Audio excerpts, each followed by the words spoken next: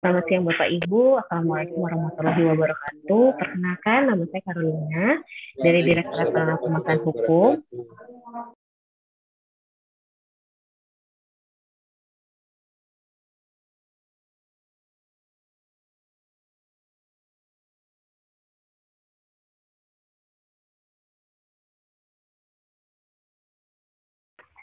Oke, baik. Nah, izin Bapak Ibu, sudah tampil ya materinya di dalam layar Bapak Ibu semua. Di sini saya ingin menjelaskan yang pertama mengenai tugas LKPP. Menurut dari Peraturan Presiden Nomor 106 Tahun 2007, tugas LKPP adalah memiliki tugas melaksanakan pengembangan dan perumusan kebijakan pengadaan barang jasa dan juga merupakan satu-satunya lembaga pemerintah yang memiliki tugas mengembangkan dan merumuskan kebijakan pengadaan barang jasa pemerintah. Nah, kami di Direktorat Pemasaran Hukum memiliki tugas untuk memberikan nasihat dan pendapat hukum kepada pengelola yang sedang menghadapi permasalahan dari proses pengadaan yang telah selesai dilaksanakan dan penyelenggaraan layanan penyelesaian sengketa kontrak pemerintah. Ya, jadi Bapak Ibu, dasar hukum dari layanan penyelesaian sengketa kontrak yang diselenggarakan LKPP, yakni diatur di Peraturan Presiden Nomor 16 Tahun 2018, bagaimana telah diubah melalui Peraturan Presiden Nomor 12 Tahun 2021, dan juga melalui Peraturan LKPP Nomor 18 Tahun 2018 tentang layanan penyelesaian sengketa kontrak pengadaan barang jasa pemerintah. Mengapa LPS ini dibentuk? Yang pertama, yang pasti karena merupakan amanat dari Peraturan Presiden dalam penyelenggaraan LPS untuk PBJP, di mana di pasal 85 di Peraturan Presiden Nomor 12 Tahun 2021 itu disebutkan bahwa salah satu cara untuk menyelesaikan sengketa kontrak itu melalui layanan penyelesaian sengketa kontrak yang diselenggarakan oleh LKPP, selain dari penyelesaian sengketa melalui arbitrase, pengadilan maupun dewan sengketa. Yang kedua, karena ada juga amanat dari Peraturan Presiden ini bahwa LKPP itu memiliki tugas untuk melaksanakan pengembangan dan perumusan kebijakan pengadaan barang jasa pemerintah. Selain itu juga, kita juga dari data yang kami miliki, data sengketa pengadaan barang jasa itu cukup banyak ya Bapak Ibu. Namun yang diajukan di pengadilan tuh kurang lebih sekitar tidak lebih dari 10%. Nah, sebagai referensi juga, banyak sekali lembaga-lembaga penyelesaian sengketa di beberapa sektor yang diamanatkan kepada lembaga tersebut untuk diselenggarakan. Contohnya untuk di sektor pengadaan barang jasa sudah pasti diselenggarakan oleh LPS diselenggarakan oleh LKPP melalui LPS. Sedangkan contoh lainnya itu di bagian sektor keuangan, kalau tidak salah namanya Lembaga Alternatif Penyelesaian Sengketa, itu juga dilaksanakan oleh OJK. Dan yang terakhir, PBJ itu juga memerlukan kecepatan dalam pengambilan keputusan, termasuk keputusan atas sengketa PBJ. Nah, tujuan dibentuknya LPS itu seperti apa? Yang pertama, karena banyaknya kasus sengketa permasalahan kontrak yang sering terjadi, maka kan dibutuhkan penyelesaian sengketa yang cepat dan tepat hasilnya. Nah, agar cepat waktu penyelesaiannya, efisiensi biayanya, dan juga efektif dan akuntabel. Dan hasilnya itu diharapkan dapat dapat memberikan hasil yang terbaik atas penyelesaian sengketa kontrak yang dialami oleh para pihak. Nah, manfaat dari dibentuknya LPS kontrak PBJP yang pertama, penyelesaian sengketa kontrak pengadaan ini lebih cepat, lebih efektif, dan lebih efisien Bapak Ibu, karena LPS ini hanya menangani sengketa pengadaan barang jasa saja. Yang kedua, keputusan sengketanya lebih akurat, karena kami di LPS itu memiliki personil mediator, konsiliator, dan arbitrase yang memang mereka memiliki latar belakang atau mereka itu bisa dibilang ahli di bidang pengadaan barang jasa pemerintah. Yang ketiga, ini manfaatnya ini agar memberikan gairah bagi penyedia barang jasa untuk lebih berpartisipasi dalam pelaksanaan pengadaan barang jasa pemerintah. Karena apa? Karena keputusan atau hasil kesepakatan bersama yang nantinya menjadi output dari pelaksanaan layanan penyelesaian sengketa ini memberikan kepastian hukum bagi para pihak. Dan yang terakhir, untuk mewujudkan iklim pengadaan barang jasa yang jauh lebih baik, karena terbentuknya kompetisi yang semakin baik sebagai akibat dari semakin banyaknya penyedia yang berpartisipasi di bidang pengadaan barang jasa pemerintah. Untuk struktur LPS ini sendiri, Bapak Ibu, LPS ini diselenggarakan oleh LKPP, yang menyelenggarakannya adalah penanggung jawabnya itu adalah Deputi Bidang Hukum dan Penyelesaian Sanggah yang sekarang dijabat oleh Bapak Setia Budi Arijata. Dan tim sekretariat layanan ini dipimpin oleh Direktur Penanganan Permasalahan Hukum atau yang sekarang sedang jabatannya diduduki oleh Bapak John Peter Helmo Situmorang. Nah, untuk timnya bidang sekretariat layanan ini ada tim administrasi umum dan administrasi perkara. Tim administrasi inilah yang nantinya akan membantu mediator, konsiliator, dan arbiter untuk menyelenggarakan proses mediasi, konsiliasi, dan arbitrase di LPS kontraktor BJP. Baik, nah di sini saya ingin menjelaskan sedikit terkait proses-proses dalam tahap penyelesaian sengketa. Yang pertama adalah proses konsultasi, atau biasanya kami sering menyebutkan sebagai konsultasi pramediasi, di mana konsultasi ini merupakan satu tindakan dari pihak tertentu yang secara personal dengan pihak lainnya yang bertindak sebagai konsultan, di mana pihak konsultan ini akan memberikan jasanya berupa pendapat atas permasalahan yang dihadapi. Nah, konsultasi pramediasi yang dilaksanakan oleh Direktur Penanganan Permasalahan Hukum yang kayak LPS ini, jadi konsultasi ini kami harapkan melalui konsultasi ini, kami sebagai konsultan itu dapat memberikan solusi yang terbaik bagi para pihak untuk dapat menyelesaikan sengketa kontraknya ini sebelum mencapai proses mediasi, konsiliasi, dan arbitrase. Jadi kami harap di proses konsultasi pramediasi ini sudah terdapat nih Bapak Ibu hasil dari solusi yang bisa dilaksanakan oleh para pihak atas permasalahan yang dihadapi. Nah, yang kedua itu proses negosiasi.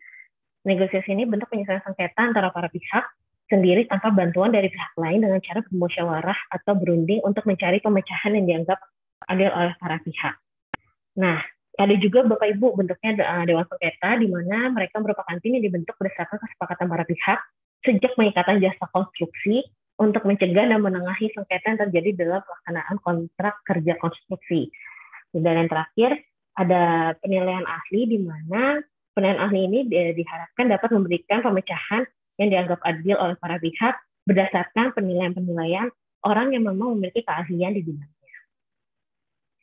Nah, sedikit ini proses-proses yang di LPS kontrak PBJP, di mana yang saya sudah jelaskan sebelumnya itu di konsultasi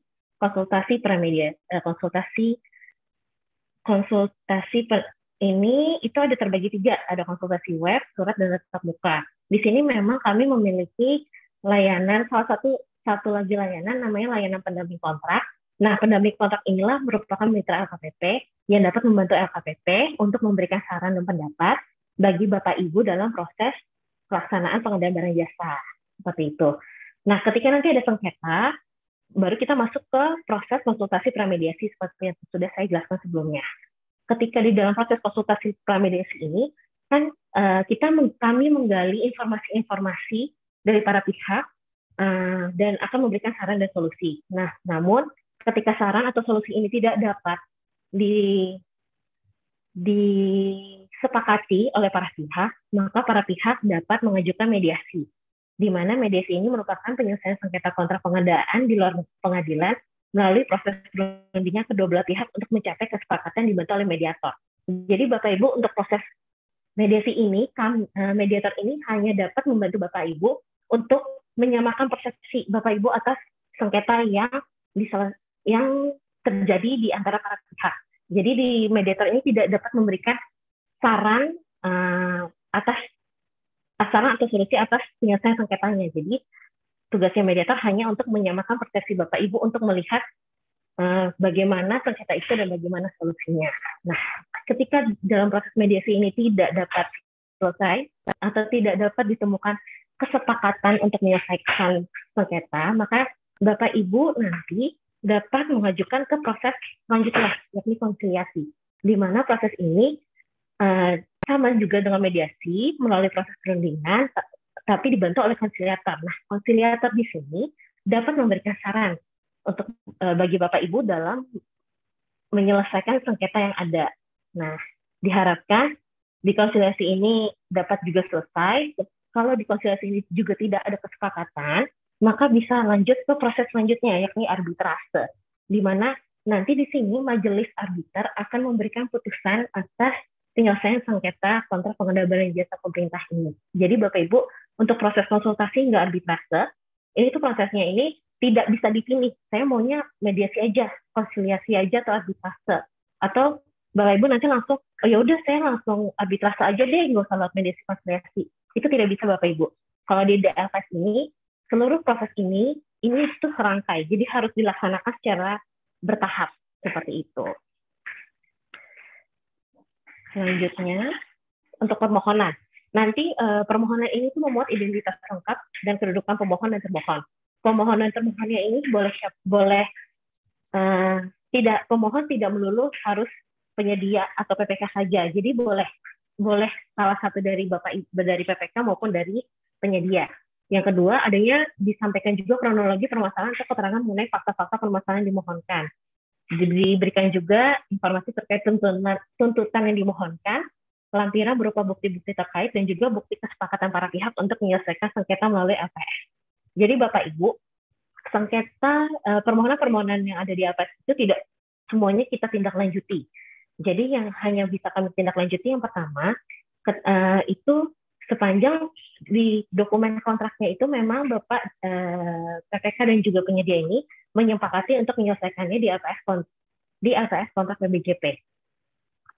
Kalau misalkan dalam SSKK Bapak Ibu PPK dan penyedianya tidak menyepakati untuk penyelesaian sengketanya di LPS, malah menuliskan misalkan contohnya di pengadilan.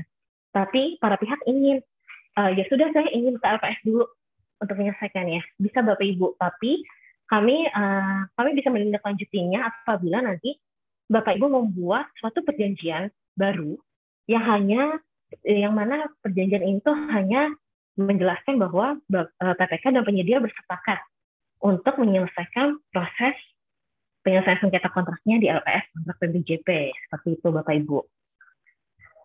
Selanjutnya untuk prosedurnya, mediasi dan konsiliasi ini jangka waktunya itu sama-sama 30 hari kerja prosesnya dan dapat diperpanjang selama 10 hari.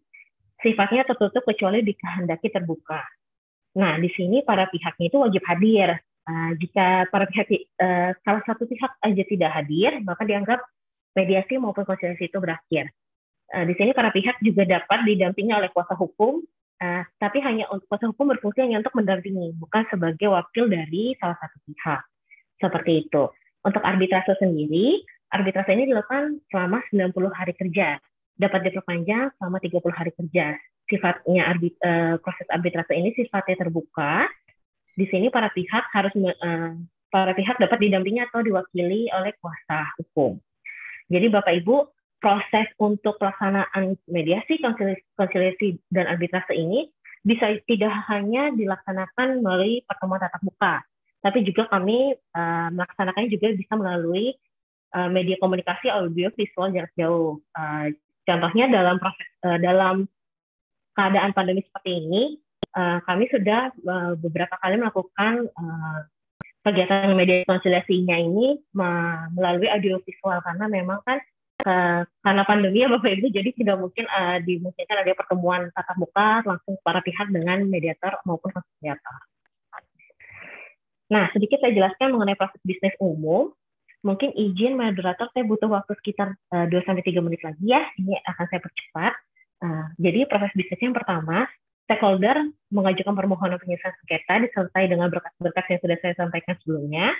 Lalu diverifikasi oleh tim sekretariat LPS kontrak PBJP. Verifikasinya tidak hanya terhadap berkas, tapi juga kami memverifikasi terhadap materi tuntutannya dan dokumen-dokumen terkait lainnya. Seperti itu Bapak Ibu. Selanjutnya kami melakukan evaluasi dan melakukan konfirmasi. Nah, selanjutnya setelah itu kami melakukan pemilihan atau penunjukan pihak ketiga. Nah, pemilihan mediator, konsiliator, dan arbitrase kami juga sampaikan kepada para pihak, dapat para pihak untuk memilih. Tapi ketika para pihak tidak memilih, maka secara otomatis penunjukannya itu dikembalikan lagi ke tim sekretariat LPS kontrak PBJP. Selanjutnya dilakukan proses penyelesaian sengketa, dan yang terakhir para pihak diharap dapat mencapai hasil penyelesaian sengketa. Seperti itu. Nah, untuk APS kontrak PBJP ini, untuk operasionalnya itu tidak dibebankan biaya apapun kepada para pihak. Jadi para pihak hanya dapat mengeluarkan biaya itu hanya terhadap pemanggilan saksi ahli atau pembiayaan kepada kuasa hukum jika para pihak menggunakannya, dan transportasi serta transportasi dan logistik para pihak untuk menghindari sesi penyelesaian sengketa yang dilakukan oleh LPS. Jadi yang dibebankan kepada para pihak hanya itu saja tadi Bapak Ibu terkait biaya pemanggilan saksi ahli dan kuasa hukum. Jadi untuk honor, untuk mediator, konselor, arbiter itu biaya-biayanya itu ditanggung semua oleh tempat layanannya ini. Pelaksanaan LPS ini dilakukan di LKPP atau di tempat lain yang telah ditetapkan oleh penanggung jawab layanan. Nah, ini adalah ruang lingkup dari sengketa kontrak yang ditangani oleh LPS. Jadi LPS itu tidak akan menindaklanjuti permohonan terhadap sengketa yang berasal dari kontrak pengadaan yang telah dilakukan penyidikan oleh pihak berwajib dan sengketa yang pernah atau sedang disidangkan oleh pengadilan atau lembaga arbitrase lainnya. Berikut ini adalah sebaran dari personil mediator dan konselor LPS. Kami sudah memiliki 110 personil Bapak Ibu tersebar di seluruh Indonesia, namun memang belum di setiap provinsi. Jadi kami memang sedang mengejar ini. Target kami adalah di setiap provinsi itu sudah ada mediator, konselor maupun arbiter. Ya, ini adalah sebaran untuk personil arbiter kami. Saat ini jumlahnya itu, mohon maaf, ini belum saya perbaiki. Jadi sampai saat ini jumlah arbiter yang sudah kami miliki ada 50 orang. Nah, ini adalah infografis dari jumlah permohonan sengketa kontrak di LPS kontrak PBJP. Jadi sejak tahun 2019 sudah ada puluhan permohonan, 24 permohonan telah selesai di tahap konsultasi pramediasi, 10 permohonan sudah selesai sudah ditindaklanjuti melalui proses mediasi, 2 permohonan ditindaklanjuti melalui proses konsiliasi, dan saat ini sedang berjalan satu sengketa yang ditindaklanjuti melalui proses arbitrase. Nah, ini Bapak Ibu salah satu dari pendampingan kontrak yang telah kami laksanakan. Kami telah melaksanakan pendampingan kontrak pada paket pekerjaan PMO Prakerja senilai 20 triliun, pendampingan kontrak di Pasar Wonosobo senilai 143 M. Di sini selanjutnya bendungan di salah satu wilayah di Sulawesi di sekitar dengan nilai proyeknya itu 830 miliar. Kemudian terakhir pendampingan kontrak di paralel taxiway Bandara Udara Hamadi Batam. Jadi ini salah satu dari pendampingan kontrak. Sebenarnya banyak sekali ya Bapak Ibu pendampingan kontrak yang telah kami laksanakan, tapi contohnya seperti ini. Nah, di sini layanan lainnya selain LPS, kami ada 3 layanan lain, yakni layanan konsultasi permasalahan sengketa kontrak, layanan pendamping kontrak, dan juga layanan pemberi keterangan ahli. Seperti itu. Nah, kalau ini adalah salah satu contoh penyelesaian sengketa kontrak melalui LPS kontrak PBJP. Yang pertama itu penyelesaian sengketa di RSUP Rifai Abdullah Palembang, pembangunan pembangkit listrik tenaga sampah di Palembang, Railway Facility Construction Kor Bekasi dan Cikarang, dan yang terakhir di RSUD Dr. Saiful Anwar. Seperti itu Bapak Ibu. Ya, baik, itu saja paparan dari saya. Terima kasih atas atensinya Bapak Ibu. Saya kembalikan lagi kepada moderator.